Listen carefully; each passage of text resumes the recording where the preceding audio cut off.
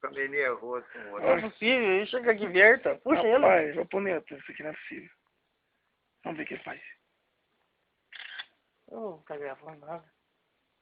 Uai, só que eu não tô gravando, você agora deixou o gatinho?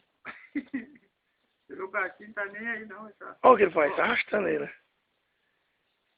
É o amor do cachorro e do gato. Você tem um dente afiado e pega com cuidado e não machuca. Não machuca, é. Ah, Olha, não, mas não dói não, será?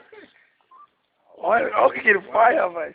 na hora que doeu, o gato vai passar. Ele vai pra cima dele, não vai? Nossa, aqui Olha! Olha, não tá gravando, Diego. Quem gravar isso aqui, Ele ué? quer brincar, eu tô gravando. Ele quer brincar, rapaz. Ah, grava aí. Será que ele tá brincando, irmão? Ou ele tá Não. judiando? Não, se estiver judiando, o gato em cima, né? O dia do gato, assim, o gato passa a unha dele na hora. Olha o que ele faz. Quem estiver assistindo vai pensar que o gato tá morto, né? Ele Vai. tá duro, olha. Aí. Ó, mas que esse gato morreu não, Geraldo? Ai, morreu, Geraldo. Tá vivo. Olha, rapaz. Tá vivo. Ah, mas o meu não grava você tanto. Tá gravando ainda. A boca dele tá roxa, o que é aquilo? Gato? É? Vai ser assim mesmo. Não, ele tá vivo, ele tá zoando.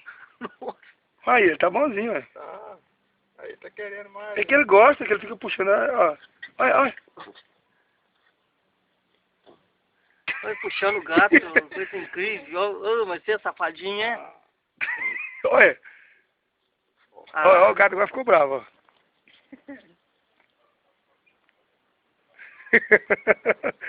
Parecendo menino filmando.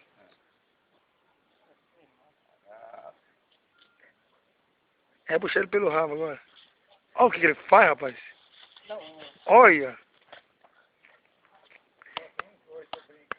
Esse gato vai se zangar já com ele. É, lá em Lindorim, rompeu demais, tá que é trovoada, mas chuva mesmo, descer água mesmo não. Foi aquele... Ai.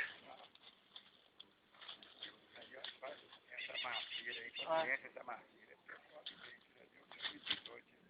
Certo. Tô ouvindo ali.